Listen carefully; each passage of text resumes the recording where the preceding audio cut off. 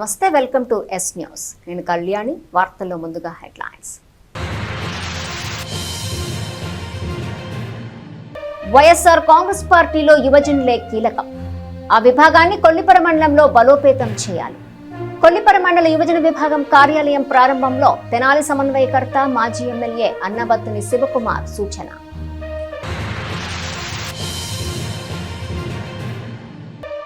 దంతలూరులో YCP విద్యార్థి విభాగంచే doctor YS జయంతి వేడుక. ప్రతిభావంతులైన 5 విద్యార్థులకు 10,000 నగదు ప్రోత్సాహకాలు. మాజీ ఎమ్మెల్యే అన్నబత్తుని శివకుమార్ చే పంపిణీ.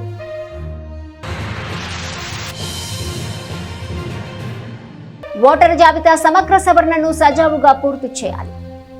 డేటా నమోదు చేసిన ఫారాలను ఏ రోజుకు ఆ రోజే ఆన్లైన్ చేయాలి. జిల్లా విద్యాశాఖ అధికారి ఓటర్ జాబితా సవరణ తెనాలి ప్రత్యేక అధికారి ఎస్కే సలీం భాషా ఆదేశం. వైఎస్ఆర్ కాంగ్రెస్ పార్టీ విద్యార్థి విభాగం కొల్లిపర మండల శాఖ ఆధ్వర్యంలో దంతులూరు గ్రామంలోని ప్రతిభావంతులైన విద్యార్థులకు నగదు ప్రోత్సాహకాలను అందజేశారు. కొల్లిపర మండలం దంతులూరు గ్రామంలో జరిగిన దివంగత ముఖ్యమంత్రి డాక్టర్ వైఎస్ రాజశేఖర్ రెడ్డి 77వ జయంతి కార్యక్రమంలో ఈ సేవా కార్యక్రమం చేశారు. గ్రామంలో ఉన్నటువంటి మెరిట్ విద్యార్థులకు ఒక్కొక్కరికి 10,000 రూపాయల చొప్పున 5 విద్యార్థులకు ప్రోత్సాహక నగదును బహుకరించారు. ఈ కార్యక్రమంలో మాజీ శాసనసభ్యులు శివకుమార్ ముఖ్య అతిథిగా పాల్గొన్నారు. పార్టీ కొల్లిపర మండల విద్యార్థి విభాగం అధ్యక్షుడు దర్శి రవితేజ ఈ కార్యక్రమాన్ని నిర్వహించారు.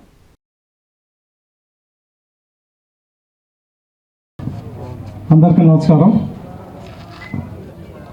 ఈరోజు ఈ రాష్ట్ర మాజీ ముఖ్యమంత్రిగా ఉండే చనిపోయిన మహానేత స్వర్గీయ రాజశేఖర్ రెడ్డి గారి 77వ జయంతి సందర్భంగా యావత్ తెలుగు ప్రజలు ఉన్న చోటల్లా ఆయన జయంతోత్సవాలు జరుపుకుంటూ ఉన్నాం.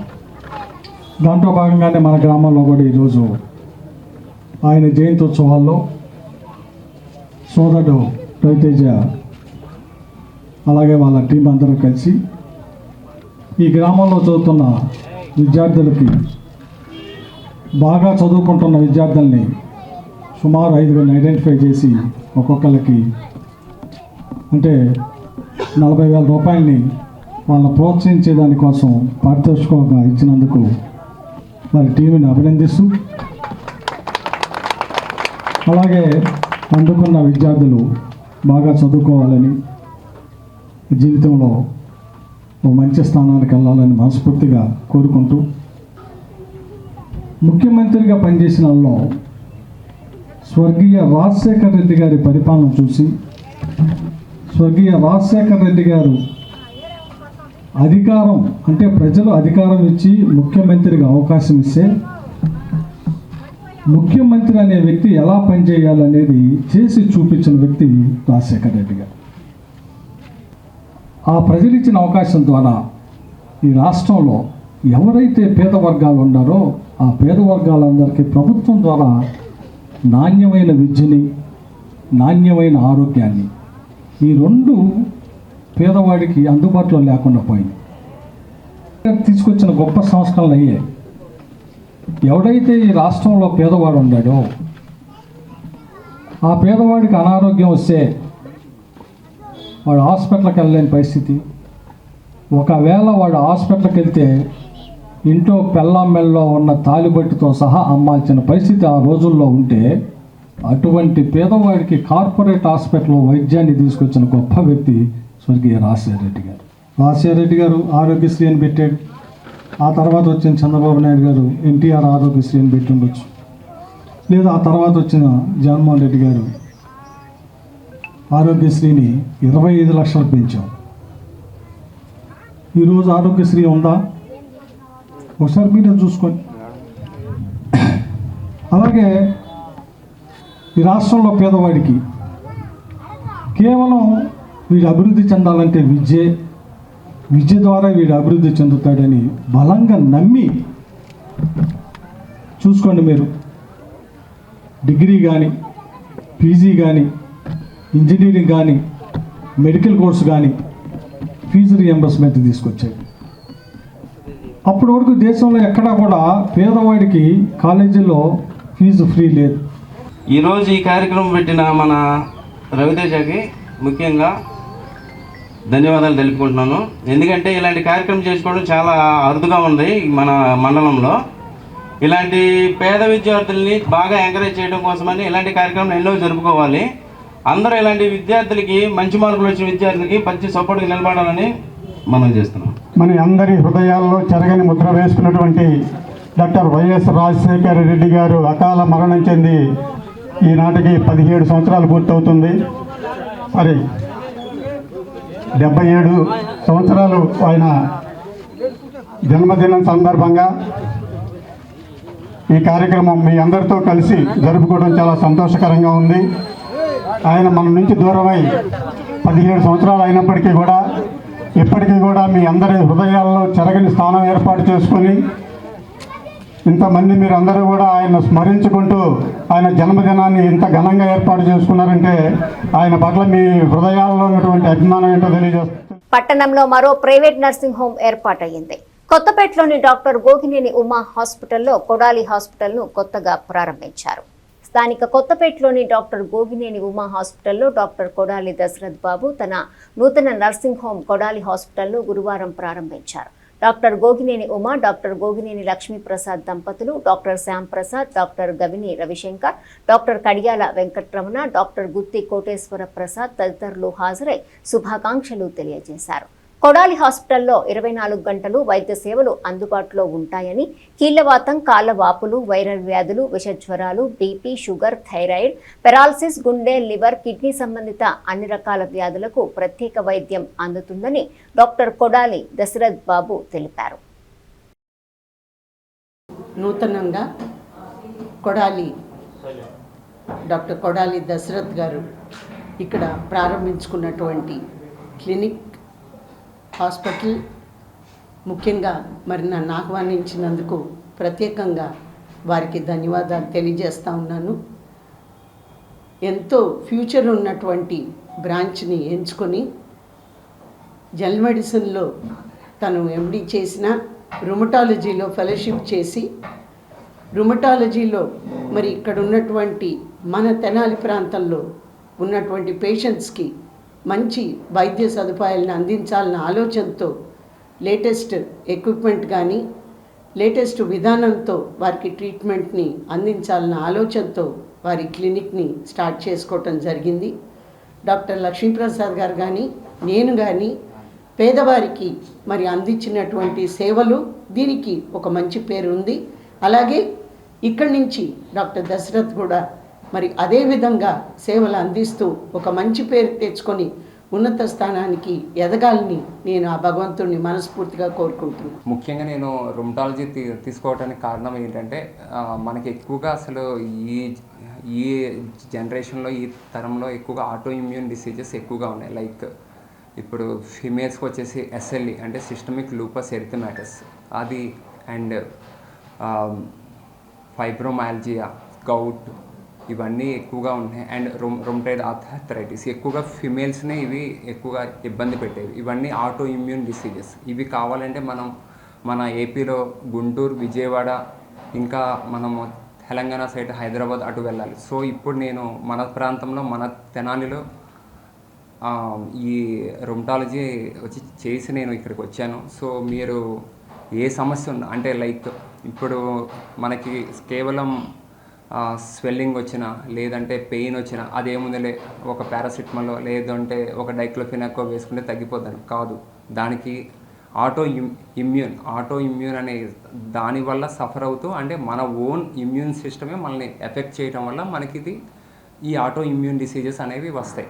సో ఈ సర్వీస్ నేను మీకు ఇస్తాను.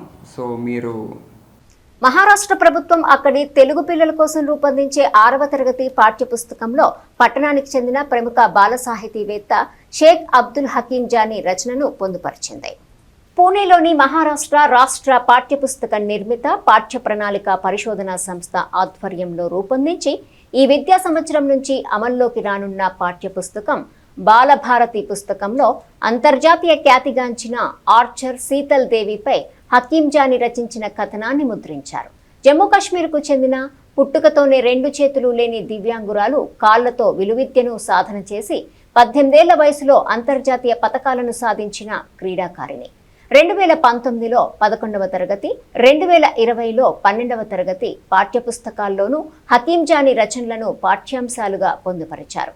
తన కథను పాఠ్యాంశంగా ఎంపిక చేసిన పాఠ్య ప్రణాళిక పరిశోధనా సంస్థ తెలుగు కమిటీ అధ్యక్షురాలు బమిడిపాటి శారద, కమిటీ సభ్యులు, ఆ సంస్థ విశేషణాధికారిని తులసి భారత్ భూషణ్కు హకీం జానీ ధన్యవాదాలు తెలియజేశారు.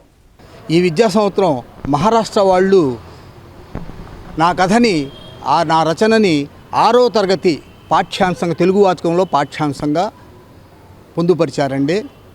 నా జీవితంలో ఇదొక స్వీట్ మెమరీ.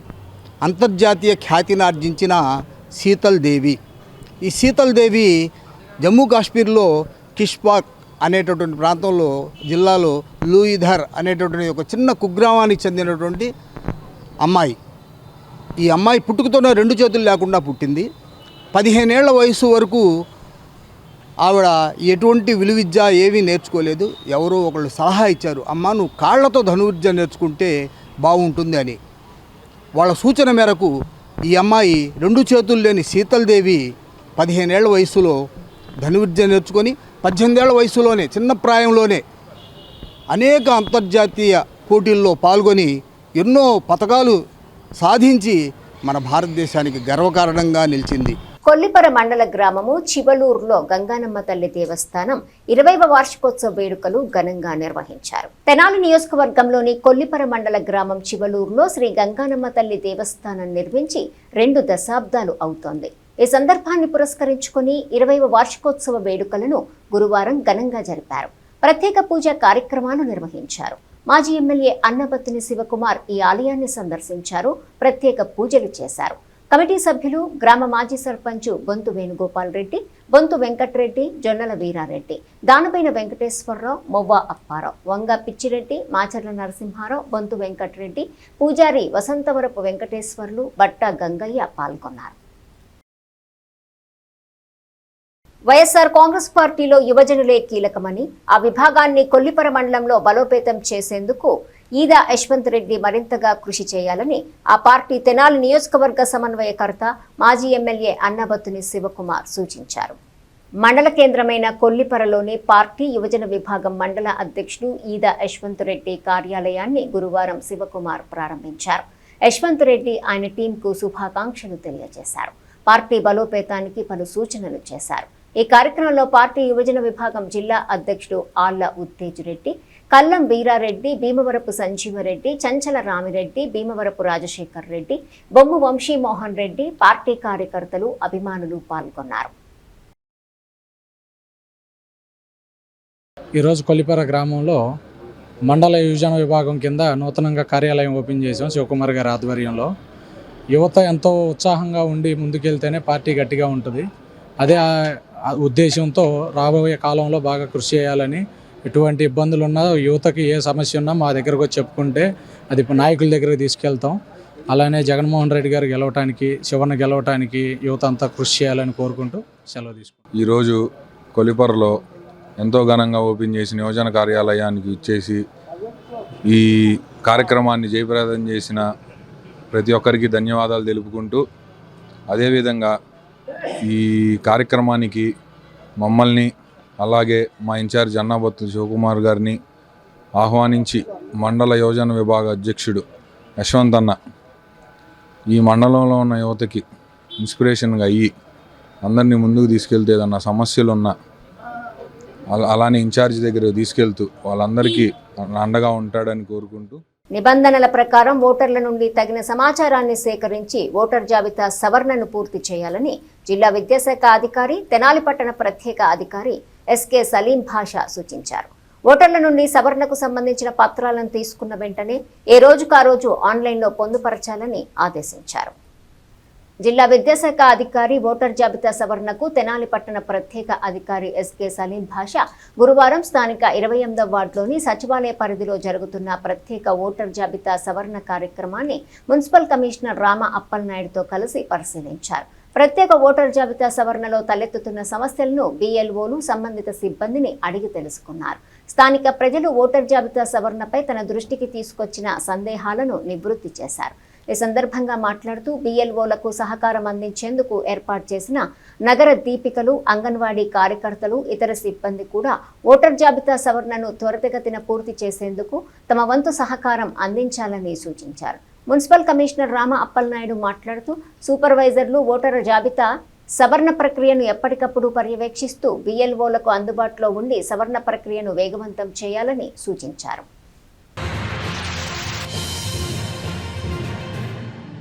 వైఎస్ఆర్ కాంగ్రెస్ పార్టీలో యువజనులే కీలకం. ఆ విభాగాన్ని కొల్లిపర మండలంలో బలోపేతం చేయాలి. కొల్లిపర మండల యువజన విభాగం కార్యాలయం ప్రారంభంలో తెనాలి సమన్వయకర్త మాజీ ఎమ్మెల్యే అన్నబత్తుని శివకుమార్ సూచన.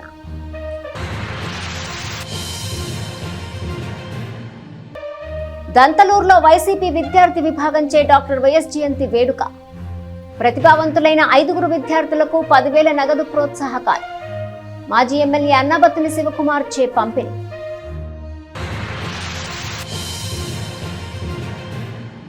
ఓటరు జాబితా సమగ్ర సవరణను సజావుగా పూర్తి చేయాలి.